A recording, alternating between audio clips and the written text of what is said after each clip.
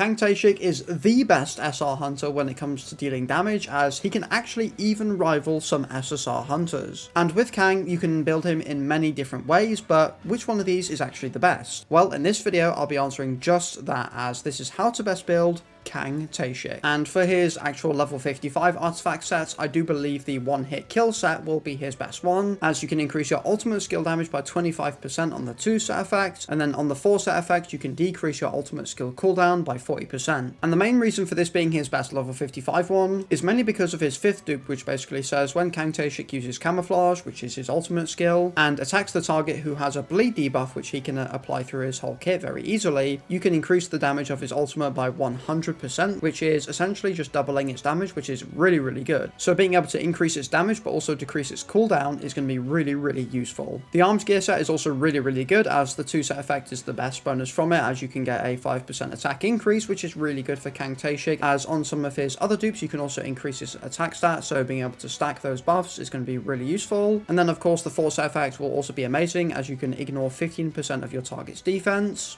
And then the final DPS set is also the toughness gear set, which is also pretty good because you can increase your crit rate by 8% on the 2 set effect, and then also you can increase your critical hit damage by 32% on the 4 set effect with this artifact set. And then for the level 78 ones, the Burning Curse set by far is going to be his best one overall in comparison to the rest, as on the 8 set effect you can get a flat 30% damage increase just straight up, and then also every single second you can also increase your damage by 0.2%, which can stack up to 100 times, which overall will be another 20% damage increase, which pretty much this whole gear set alone will give you a 50% damage increase overall to your whole kit, which is really good. However, just keep in mind, if you are going to use the Burning Curse set, especially on its 8 set effect where it does really come alive, then you'll need to make sure that you do also run it with all of its accessories as well as artifacts as well. But other accessories that will be really good on him will be the Expert set, as you can increase your attack stat every time you crit, with the same also applying to Champion on the field. That can also be amazing. And then you have Executioner as well, which can give you a 20% damage increase whenever you attack an enemy whose HP is at 70% or less. So then moving on to his best main stats for all these pieces, and let's start off with his helmet. And attack percent will be by far the best main stat that you do want for him, as I mentioned before with the armed gear set, being able to stack his attack as much as possible will be beneficial. For the body armor, additional defense again will be a guarantee, as well as with the gloves always giving you additional attack. And then finally for the boots, we'll be going for critical hit damage. However, anything else that can increase his damage like defense penetration can also be useful. And then for his accessories, the necklace will always give you additional HP. The bracelet, you'll want to go for dark damage percent, as he is off the dark attribute, so increasing that damage as much as possible will be your goal. And then for the ring, you'll want attack percent. And then finally the earrings will always give you additional mana points. So then moving on to his substats, and let's start off with his main artifacts. And overall you'll want things like attack percent and also additional attack for all the reasons that I have mentioned before. And then the third most important substat will be critical hit rate, as you will want to crit with him as much as possible. And then from then on you'll want to fill in the gaps with things like either defense penetration or damage increase. And then for the accessory side of things, it'll be very similar stats, so you'll want attack percent, additional attack, etc. However, as opposed to using critical hit rate, you'll want to go for critical hit damage, as if you don't know, you can't roll any critical hit rate substats on the accessory slots, which means you'll have to go for critical hit damage as opposed to critical hit rate. And then of course, to make any hunter really good in this game, you are going to have to equip them with the correct weapon. And then Unstoppable Frenzy is his own actual exclusive weapon, which you can now obtain in game. And then when it comes to the actual passive of this weapon, you'll be able to increase the user's back attack damage by 2.5%, which will go all the way up to 10%. And then the final bit of his passive will increase your damage by 2.5%, going up to 10% as well, whenever Kang Taeshik does inflict damage to targets that do have the bleed debuff. And then the steel bow will be his best SR weapon option, as you can increase your critical hit damage by 9%, going all the way up to 24%, or you could use the steel longsword to increase your elemental weakness damage by 4.5%, which will go all the way up to 12%. So then onto his skill of a priority, and it really does depend on how many dupes that you do have, as if you do have his final dupe, which again I explained before, then his ultimate skill, which is camouflage, will be his best skill for you to level up, as with his final dupe essentially doubling its damage, it will make his ultimate camouflage the best skill for you to level up. But if you're like me and you don't actually have him at max dupes, then I would recommend leveling up the tracking skill first, as the damage of this skill can go from 1442% of his attack, going all the way up to 2163% of his attack. And the reason why you will want to level this skill up first is because in the animation of it, he does go behind your enemies, and if we call back to his own exclusive weapon, Unstoppable Unstoppable Frenzy, then you'll remember that this will actually increase his own back attack damage, which is exactly what this skill will do, so you'll be able to do a ton of damage with it. And then I would recommend Dagger Toss, which is on a really low cooldown of 8 seconds with 630% of Kang Taeshik's attacker's damage, going all the way up to 945%. And the reason why this skill is so good is because you can apply his bleed debuff very quickly, as basically whenever Kang Taeshik uses Dagger Toss, Tracking, or Assault, you'll be able to inflict bleed on the target, which will deal damage equal to 0.6 of the user's current HP every 3 seconds for 30 seconds, which is why overall this skill is very good because you can pretty much always have 100% uptime on it thanks to this skill right here. And then once again, Camouflage, as I mentioned before, the damage of it is really high and is also an amazing skill for you to level up. And then the next skill I'd recommend would be Assault, which is his QTE skill, and as I mentioned before in the passive, this is one of his ways that he does apply the bleed debuff, so increasing his damage will be really useful, which can go from 854% of his attack all the way to 1281% of his attacker's damage. And then for the final skills in this kit, the core attack will always be useful because it can do a decent amount of damage. The support skill, Consecutive Slicing, is also actually pretty decent, as it does do a pretty good job of AoE damage, I believe, or at least every time I've used it, it's done that anyways. And then his basic attacks are also just very standard. And then finally, when it does come to his best teams and also synergies, he does have a lot of pairings that work very well with him. As the two best supporting characters for Kang Taeshik, with definitely the best one by far, is going to be Lee Bora, as she can not only increase the amount of damage your enemies will take by 15%, but she can also increase dark elemental damage by 10% as well for team members that stand in her enhancement circle as well, which is unbelievable. And then of course, as we all know, Min Byung-gu is unbelievably good for literally any DPS character in the game, thanks to his ability to fill your whole team's ultimate gauge, apply damage increasing debuffs, giving crit buffs, and then also healing. However, when using those characters and also Kang Taeshik, you won't be able to deal any break damage, which means characters like Lim Tae-gyu can also be very useful, as he does have quite a good amount of break damage in his kits. Or if you wanted to, you could go for someone like Hwang Dong-suk, who would also be pretty decent, as if you did want to run the mono dark team, then he would be a perfect fit for that. But overall, I would recommend a team like this, as you have Lim Tae-gyu as another damage dealer, as well as also someone who can deal break damage, and then you have Lee Bora to buff your whole team's damage, as well as also Kang Taeshik, who can do a ton of damage as well, which overall makes this team a really hyper offensive team, which is pretty cool. But to increase our damage even more, we've got to use the correct shadows, and overall I would say Blades is probably going to be your best bet, as getting his all team members attack increased by a set amount will be very useful, as obviously, as I've mentioned a ton of times before, Kang Taeshik does buff his attack in his own kit, so being able to do that even more will be amazing. However, if you didn't want to use Blades, you could then use Igris as well. And then as opposed for the two shadows, as always, Iron and then also Tusk are the two best supportive shadows in the game, as in this team right here, there's no way to decrease the enemy's defense. However, with Iron skill Charge Iron, he can do that by 12%, which is really good, whilst also giving all of your shadows a shield as well. And then for Tusk, he is just mainly really good because you can increase your attack stat for all of your shadows by 20%, which is the main benefit for him. However, if you did want to replace Tusk with someone, I would definitely recommend replacing him with Igris for a bit more single target damage, as Igris can also actually inflict the bleed debuff. However, it's not really that important, as obviously Kang Taeshik does apply it a ton anyways, which overall doesn't make Igris the best shadow to use. However, due to his skill Blade Axle, he can pretty much double his attack stat, which is amazing, so regardless, he'll still do a ton of damage. But overall, 100% I would definitely recommend Tusk as your third best bet. So there you have it. Kang Taeshik is a really cool DPS hunter in the game. Unfortunately, a lot of bosses now are immune to it. However, besides that, he's still really good, and is definitely by far, in my opinion, the best DPS SR hunter in the game. But overall, if you did enjoy this video, or you just found it just useful or just helpful just in general, then don't forget to like and subscribe, as it does help a ton, and I'll see you all in the next video. Peace!